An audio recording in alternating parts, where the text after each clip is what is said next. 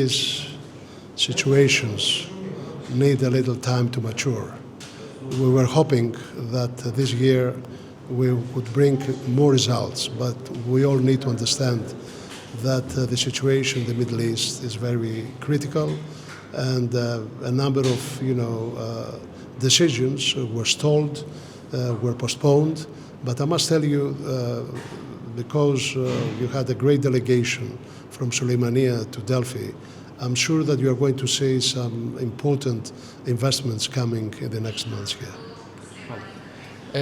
باز لەوە دەکات کە دەڵێت بەداخەوە ئەو شتانی کە لەم ڕۆیە باسی دەکەین ماوەیەکی درێژخایەنی ئەوێت بۆ ئەوەی ببێ بەڕاستی و بەهۆی ئەوەوانێ لەوانەیە تا ماوەیەکی درێژخایەن نەیبینین چارەسەرەکان یاخود گۆڕانکاریەکانی کە کۆڕبەندێکی ئاوها دەیهێنێ بەڵام ئەوەی کە سەرەتا یەکسەر دیار دەبێت ئەوەیە And very often we don't see this ourselves as conference organizers because there are discussions which we don't follow. It is not only the content of the conference, it is those one-to-one meetings that take place among businessmen and political leaders that they do. So sometimes even we don't know what's happening. Correct. باسی لەوە کرد کە لەم ماوەیە چەندەها بۆ بەرهێنەری گەورەی نێودەوڵەتی دەبینین کە لە ناو هەرێما دەسەکا بە دروستبوون و گەشەپێدانی کە هاتشۆلان باسی لەوە کردوتی ئێمە وەکو خاوەن کۆڕبەندەکە وەکو بەڕێوەبەری کۆڕبەندەکە بەداخەوە زۆر جار هەیە ئێمە و گۆڕانکاریانە خۆمان نایبینین. That the Greek journalists are doing to me every year. What are the results from last year? I mean, what did you do? What did you bring?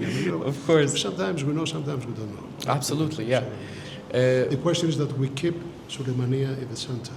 Perfect. So that people will know what is this place here, the opportunities they bring, and then we pave the way for the people to come here. Of course.